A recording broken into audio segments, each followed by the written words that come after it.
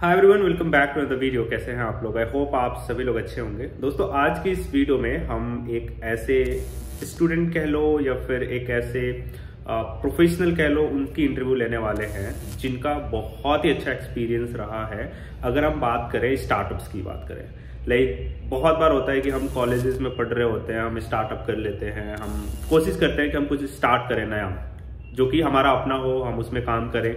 तो जिसके हम आज से इंटरव्यू लेने वाले हैं उनका भी माइंडसेट कुछ ऐसा ही था, बट कुछ प्रॉब्लम्स हुई ऐसी जो कोविड के बारे में आपने सुना ही होगा, आपने कुछ एक्सपीरियंस किया होगा उस चीज को। तो उस वजह से थोड़ा बहुत उनका जो भी स्टार्टअप था वो अच्छा परफॉर्म नहीं कर पाया। ये सारी प्रॉब्लम्स हुई। और अगर हम उनका जो एक्सपीरियंस बात करें वो टोटली, अगर हम आईटी फील्ड की बात करते हैं, डेटा साइंस की बात करते हैं, डेटा इंजीनियरिंग की बात करते हैं, इसमें बिल्कुल नहीं था, लेकिन he made it into data science. तो सारा कुछ उनका एक्सपीरियंस आज आप इस वीडियो में जानेंगे, उनसे हम बातें करेंगे, मैं उनसे क्वेश्चंस पूछूंगा उनके एक्सपीरियंस के बारे में। तो मैं वेलकम करना चाहता हूं शशांक का, जो कि आज हमारे प्लेटफॉर्म पे आए हैं और हम सभी को गाइड करेंगे कि कैसे, अगर आप नॉन आईटी में हो या फिर आपके पास करियर गैप है या फिर अगर आपके पास एक्सपीरियंस है लेकिन वो डेटा साइंस के फील्ड में नहीं है, फिर भी आप कैसे डेटा साइंस इंडस्ट्री में करियर को ला सकते हो। इसको करियर चेंज भी बोलते हैं, कभी कभी हम बोलते हैं कि नॉन आईटी से आईटी में आना, या फिर सॉफ्टवेयर डेवलपमेंट, जो कोर सॉफ्टवेयर डेवलपमेंट होता है उससे आप डेटा साइंस में आना। तो ये सारी क्वेश्चन हम पूछेंगे। तो Shashank, welcome to our YouTube channel. Please आप एक छोटा सा इंट्रोडक्शन दो जिसमें आप अपने बारे में मेरे ऑडियंस को बताओ। फर्स्ट ऑफ ऑल थैंक्स कैश। My name is Shashank. मैंने अपनी बीटेक KIT गाजियाबाद से शुरू की थी इलेक्ट्रॉनिक्स एंड इंस्ट्रूमेंटेशन में। After that I qualified GATE. मैंने एमटेक किया है प्रोसेस कंट्रोल में NSIT दिल्ली से, एंड उसके बाद मैंने स्टार्टअप किया था ऑटोमेशन का, सर्विस बेस्ड कंपनी थी। And then started another business which was related to solar power plant installation. After that I came into this field of data science. Due to certain corona related issues, I was not able to carry on with the business, so I wanted to do some changes, and the changes were related to, which were very much provocative, and it were related to data science only. Okay, that's good. काफी starting something after your education काफी बड़ा एक कदम होता है। You did it। और कोविड-19 तो बहुत सारे लोगों को उसमें प्रॉब्लम फेस करना पड़ा, बहुत सारे लोगों ने अपना करियर चेंज किया, बहुत लोग की जॉब्स भी चली गई। तो मैं आपसे ये पूछना चाह रहा हूँ कि यू डिड योर बीटेक, तो उसमें प्लेसमेंट्स वगैरह का क्या सीन था? उसमें आपने जॉब लिया या फिर आपका पहले से ही माइंडसेट था कि नहीं, मेरे को जॉब नहीं लेनी है, मुझे स्टार्टअप ही करना है? मेरा पहला माइंडसेट तो गेट था। मुझे गेट क्वालिफाई करनी है, उसके बाद या तो जॉब करनी है या तो फिर एमटेक करनी है। सो अनफॉर्चुनेटली जॉब गेट से नहीं मिली, लेकिन I was able to crack a good college for MTech. So मैंने एमटेक परस्यू की। व्हाइल गोइंग थ्रू एमटेक मुझे लगा कि एक बिजनेस ऐसा स्टार्ट करना चाहिए, क्योंकि मेरा जो बैकग्राउंड था वो प्रोसेस कंट्रोल और इंस्ट्रूमेंटेशन का था। सो उससे रिलेटेड तो मैंने ऑटोमेशन का सर्विस बेस्ड बिजनेस स्टार्ट किया, जिसमें PLC और SCADA की प्रोग्रामिंग होती थी।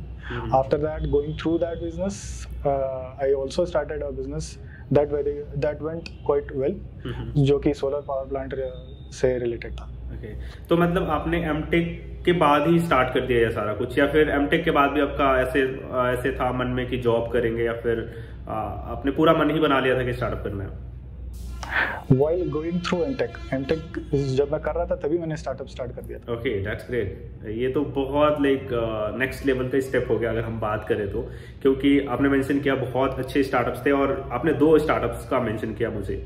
तो आप मुझे एक बात बताओ, कोविड-19 तो हम सभी जानते हैं, सबने एक्सपीरियंस किया, सबको प्रॉब्लम्स हुई। तो जब आपके जो भी स्टार्टअप्स थे वो अगर हम बात करें रेवेन्यू जनरेट करना कम कर दिए या फिर उनको आपको स्टॉप करना पड़ा, उसके बाद आपके मन में क्या थॉट आया कि क्या करना चाहिए, आपका नेक्स्ट स्टेप क्या होना चाहिए? करियर की बात करें उसमें तो मैं रेलेवेंट फील्ड्स देखने लगा। फॉर इंस्टेंस आईटी का तो सबको पता ही है कि जॉब ओरिएंटेड है आईटी। अगर आप थोड़ी सी मेहनत करोगे तो आईटी में आपको जॉब मिल जाएगी। जी। लेकिन सबसे रेलेवेंट फील्ड इसमें थी, जो कि सबको पता था उस समय, डेटा साइंस। डेटा साइंस की एक ऐसी फील्ड थी जिसको बिजनेस की हमेशा ज़रूरत है और ज़रूरत रहेगी। सो मैं लुक अराउंड करने लगा, कुछ कोर्सेज ज्वाइन किए, कोर्सेरा के, यूडेमी के, यूट्यूब वीडियोस देखने लगा। So after watching through all the videos फिर मैंने ये सोचा कि एक ऐसा प्रोग्राम होना चाहिए जिसमें मुझे प्लेसमेंट भी मिले, क्योंकि मेरा कोई बैकग्राउंड तो है नहीं उस फील्ड में। सो प्लेसमेंट लेना थोड़ा मुश्किल होगा। सो इसीलिए मैं इसके मतलब पीछे आने लगा कि मुझे एक ऐसा बैकग्राउंड भी मिल जाए जहाँ पे मुझे सारी चीज़ें मिलें जिससे मैं डेटा साइंस में कायदे से इन्वॉल्व हो सकूँ। अच्छा, तो एक मुझे आप बात बताओ कि लाइक आपने स्टार्ट कर दिया रिसर्च करना कि मतलब मुझे पढ़ाई करनी है डेटा साइंस फील्ड में, आपने पूरा रिसर्च कर लिया होगा कि जॉब पर्सपेक्टिव क्या है, फ्यूचर अगर हम 10 साल 15 साल की बात करें तो इसमें जॉब्स कैसे आने वाले हैं, पूरा रिसर्च कर लिया। फिर जब पढ़ाई की बात आई तो लाइक मस्ट ये है कि आपने रिसर्च किया होगा कि कहाँ से पढ़ना चाहिए, कैसे पढ़ना चाहिए।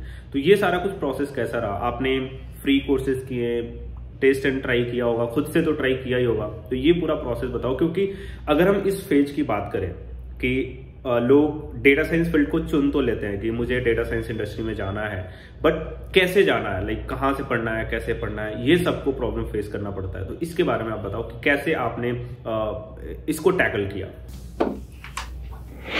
सबसे पहले तो YouTube पे इतने कोर्सेज हैं कि आपको बेसिक आइडिया लग जाएगा कि आपको कैसे स्टार्ट करना है, कहाँ से स्टार्ट करना है। फॉर इंस्टेंस मैं 2-3 एग्जांपल दूंगा। एंड्री वैंग के कोर्सेज हैं एंड जेफ हिल्टन के कोर्सेज हैं। इन कोर्सेज से आपको थोड़ा बहुत आइडिया लगेगा कि आपको कहाँ से जाना है। आपको मैथमेटिक्स में थोड़ा सा इंटरेस्ट होना चाहिए इन सब के लिए, तो ये आपको देखना पड़ेगा बैकग्राउंड, क्योंकि ईजी नहीं है। लेकिन आपको अगर अच्छा लगता है so then it will be a very very compelling field. And उसके बाद कोर्सेरा पे वीडियोस जो लेक्चर्स हैं वो आप देख सकते हो। उसका थोड़ा सा रेलेवेंस लेने के बाद यूडेमी पे लेक्चर्स हैं, वो आप देख सकते हो। उसके बाद जब मैंने ये सब कर लिया, उसके बाद प्लेसमेंट का मैंने ट्राई किया था, but it was not very easy. So वही जैसा मैंने आपसे कहा कि एक ऐसी ऑर्गेनाइजेशन मुझे चाहिए थी जिसमें मुझे प्लेसमेंट का भी मिले रेफरेंस, क्योंकि मैंने 60 to 70% तैयारी कर ली थी। मुझे बस एक ब्रशअप चाहिए था, एक गाइडलाइन चाहिए थी कि जिसके थ्रू मैं अगर जा सकूं तो मुझे एक प्लेसमेंट मिल सके, because we are preparing for placement. तो फिर आपने क्या चूज किया, फिर कैसे किया? फिर मैं वीडियोस देखता था, रेफरेंस देखता था, रेफरेंस वीडियोस देखता था, तो उसमें मुझे ओडेन स्कूल का मिला। फिर मैंने इनके वीडियोस देखे और इनके जो एडवर्टीजमेंट्स देखे, फिर मैंने इनको कॉल किया। सो कॉल करने के बाद आई गॉट टू नो कि ये प्रोसेस है, ऐसे ऐसे होगा। So then I directly without giving a second thought I joined Oden School. Okay. एक चीज आप मुझे बताना जो सबका क्वेश्चन होगा और बहुत सारे लोग ये क्वेश्चन पूछते भी हैं, जैसे आपका जो एक्सपीरियंस था या फिर आप कुछ भी आपका जो प्रोफेशनल जर्नी था यहाँ तक जब आप ओडेन स्कूल ज्वाइन कर रहे हो, वो नॉन आईटी में था, मतलब आपको प्रोग्रामिंग उतना ज्यादा नहीं आता होगा, लेकिन हाँ आपने प्रिपरेशन करी थी, खुद से प्रिपरेशन करी थी, जॉब लेने का भी ट्राई किया था। तो जब आपने ओडेन स्कूल ज्वाइन कर लिया तो वहां पे जो चीजें पढ़ाई जाती थी उसको पिक करने में, वहां तक पहुंचने में आपको कितना मुश्किल हुआ? और आप अगर पढ़ाई की हो तो आपको ये भी अंदाजा होगा कि अगर कोई नॉन आईटी फील्ड से आता है तो कितनी प्रॉब्लम्स उसको फेस करनी पड़ती है। ये थोड़ा रियलिस्टिक आप बताना कि जिससे कि कोई ऐसे भ्रम में ना रहे कि मुझे जाना है और भाई मुझे तो जॉब मिल जाएगी। तो आप अपने एक्सपीरियंस के हिसाब से बताओ कि नॉन आईटी फील्ड का स्टूडेंट कितना प्रॉब्लम फेस करेगा, कहाँ प्रॉब्लम फेस करेगा? क्योंकि आप जब इस फील्ड में आते हो तो आपको पाइथन प्रोग्रामिंग लैंग्वेज सीखना होता है, एसक्यूएल सीखना होता है, विजुअलाइजेशन सीखना होता है, और इसके साथ साथ मैथमेटिक्स, स्टैटिस्टिक्स, ये सारा कुछ भी सीखना होता है। तो एक बैकग्राउंड मैथमेटिक्स का थोड़ा सा तो होना ही चाहिए, अगर नहीं है तो आप पहले उसको क्लियर करिए। ठीक है। So logic building ability, programming is all about logic building ability. अगर आप धीरे धीरे उस पे वर्क करते रहते हैं लॉजिक बिल्डिंग एबिलिटी पे, so everything, there is nothing which you can do, because I have done it. You have an example before me, before yourself. So if I have done it, you can do it. So basic thing is that just build logic. Just try to build small logics. Try to upgrade your logics, and after that try to build those logics using codes, Python codes or whatever you want to integrate into it. So ये build करते करते आपको ये realise होगा, confidence आएगा कि हाँ मैं ये कर सकता हूँ, ये लॉजिक बिल्ड कर सकता हूँ, ऐसा हो सकता है। फिर उससे रिलेटेड धीरे धीरे छोटे छोटे प्रोजेक्ट्स ये अब अगर आप अपग्रेड करते रहेंगे या आप अपने आप को खुद से करते रहेंगे तो आपको लगेगा कि yes we can do it. And उसके बाद जब एक बार करते रहते हैं 3-4 महीने के लिए तो थोड़ा ईजी हो जाता है, फिर लगने लगता है कि हाँ ऐसे ही प्रोजेक्ट आएंगे सामने भी। कंसिस्टेंसी होनी चाहिए, लाइक एक बार आप ब्रेक करते हो तो फिर आप शुरू से स्टार्ट करना पड़ता है। तो थोड़ा थोड़ा करके ही अगर 1% पे इम्प्रूव करते हो, 1% तो बहुत फ्रूटफुल हो जाता है अगर आप लॉन्ग टर्म की बात करते हो तो आपको भी इजी नहीं है, लेकिन yes if you want to get something you need to put efforts, right. तो डेफिनेटली आप पढ़ाई करते के टाइम में आपको भी ऐसी प्रॉब्लम्स आई होंगी, तो आप कैसे टैकल करते थे इस चीज को? प्रॉब्लम्स आती थी तो मैं जैसे जब ओडिन स्कूल ज्वाइन कर लिया था, जो जैसे प्रॉब्लम्स आती थी आई वुड कॉल देम और आई वुड मेल देम। सो मुझे उसका रेलेवेंट फीडबैक मिलता था। अगर मुझे नहीं समझ में आ रहा है तो वो टीचर पर्सनली मुझे मैसेज करता था या मेल करता था कि this is the solution, this is not the solution, you need to go through like this and like that. So उसके बाद करते करते करते बिकॉज मैंने पहले से भी प्रिपरेशन की थी यूट्यूब में, मतलब ओडिन स्कूल में आने से पहले प्रिपरेशन की थी यूट्यूब से और कोर्सेरा से, तो मेरा थोड़ा बैकग्राउंड तो था ही, मतलब वो प्रिपरेशन का। It was not very new to me, so लेकिन फिर भी in the field of IT I was very new. So इसको टैकल करने के लिए, जो भी प्रॉब्लम्स को टैकल करने के लिए मेरे पास एक ऐसा बैकअप था कि जब भी मैं कॉल करूं या मुझे लगता है तो मुझे उसका रेलेवेंट आंसर मिल जाए।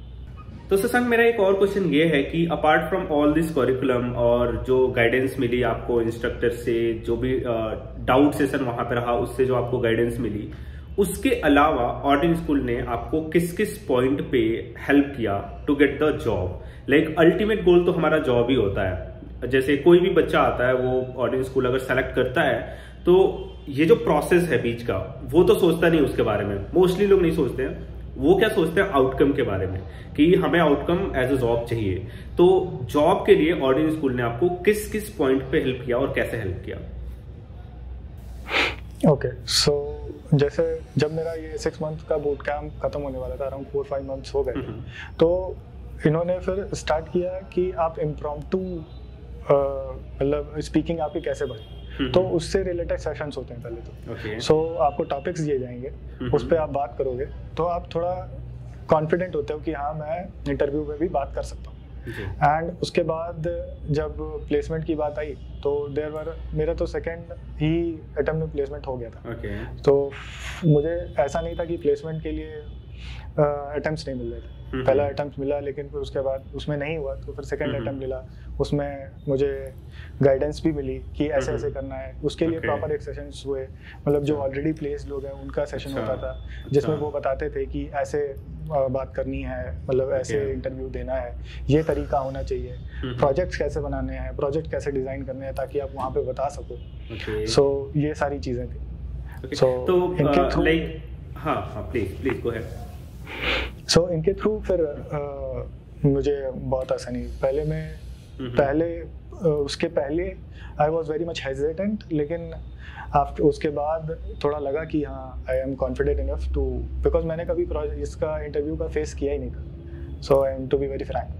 तो एक चीज मैं ना शशांक आपसे पूछना चाहता हूँ जो थोड़ा सा ट्रिकी है, और मतलब लोगों की थॉट कैसी होती है वो मैं आपको बताना चाहता हूँ, और शायद आपको भी पता ही होगा। जैसे होता क्या है ना कि मान लो मैं एक स्टूडेंट हूँ और मैं ओडिन स्कूल पे कोर्स लिया, ठीक है, एक सर्टिफिकेशन लिया और मैं पढ़ाई करने लगा, तो बहुत लोग ऐसा सोचते हैं कि अब ये ओडिन स्कूल की रिस्पॉन्सिबिलिटी है कि वो मुझे जॉब दिलाए, ठीक है, क्योंकि मैंने ओडिन स्कूल को पैसा दिया है और मैं उससे पैसे पे कर रहा हूँ, तो ये ओडिन स्कूल की रिस्पॉन्सिबिलिटी है कि वो मुझे जॉब दिलाए। तो इसके बारे में आप क्या सोचते हो कि हमें खुद ऑफ कैंपस भी लाइक खुद से भी ट्राई करते रहना चाहिए जॉब के लिए, या फिर पूरी हम मतलब सिचुएशन ओडिन स्कूल पे भी थोप दें कि ओडिन स्कूल जॉब दिलाएगा तो लूंगा वरना मैं कुछ ट्राई नहीं करूंगा? आप क्या सोचते हो इसके बारे में? मैं अपना एक्सपीरियंस बताता हूँ कि जैसे हम नॉर्मल लाइफ में भी करते हैं कि 2-3 ऑप्शंस रखते हैं, ठीक है। सो अगर आपके पास एक ऑप्शन जो आपने ओडिन स्कूल को दे दिया है, मुझे लकीली वहीं से मिला, मेरा जो एक्सपीरियंस है, लेकिन ऐसा नहीं था कि मैंने ट्राई और जगह से नहीं किया। अच्छा। मैं रेगुलरली खुद भी ट्राई करता रहता था। कि even though I would get a interview by myself also, क्योंकि even though I could not get a job by myself, जो एक्सपीरियंस होगा इंटरव्यू का वो मुझे एनहांस करेगा. So it is not that Odin School will not give that opportunity, but ऐसा भी है कि आपको खुद से भी ट्राई करते रहना चाहिए. अगर जॉब इंटरव्यू की भी अपॉर्चुनिटी मिलती है तो उसका एक्सपीरियंस बढ़ता है.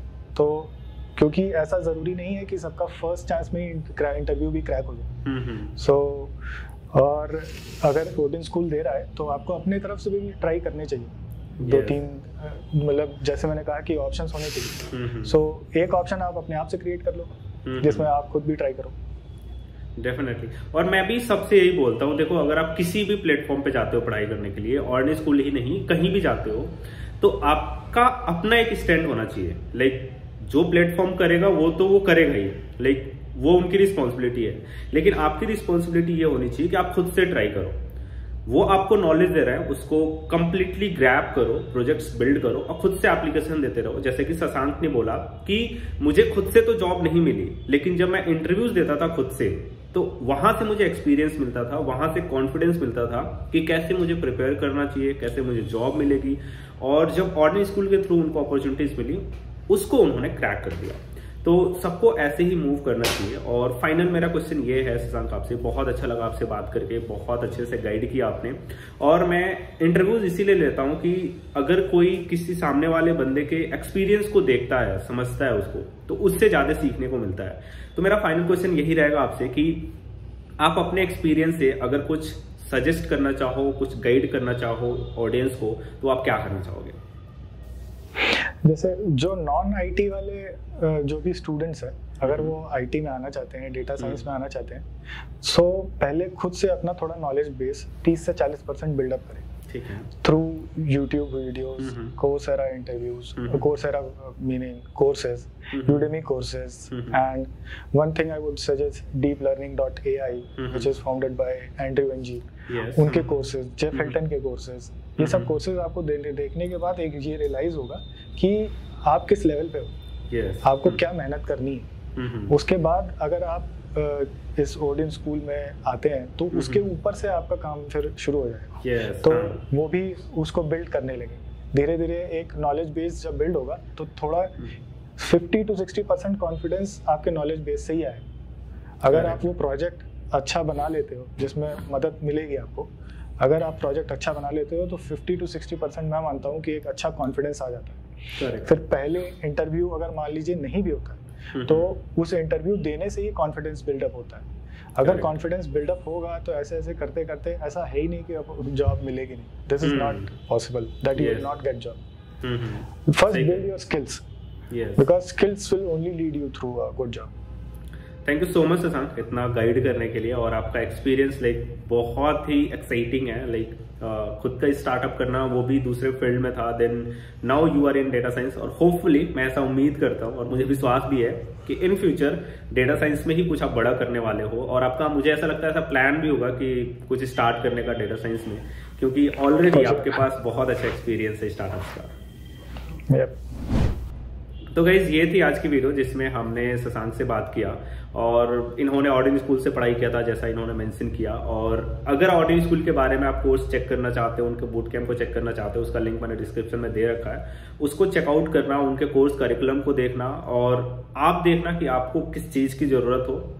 ऐसा नहीं है कि मैं बोल रहा हूं तो आपको कोर्स ज्वाइन करना चाहिए, इसमें जॉब मिलेगी ही मिलेगी आपको. आप खुद को एनालाइज करो. अगर आपको ऐसा लगता है कि यू कैन डू इट, तभी आप आगे फॉरवर्ड होना. तो ये थी आज की वीडियो जिसमें हमने शशांक का इंटरव्यू लिया. और ऐसी ही वीडियोस देखना चाहते हो तो इस चैनल को सब्सक्राइब कर लेना, बेल आइकन भी प्रेस कर देना. तो गाइस आज की इस वीडियो में बस इतना ही. मिलते हैं नए वीडियो में नए टॉपिक के साथ. तब तक के लिए bye bye, have a good day, stay home, stay safe and keep learning. Thank you.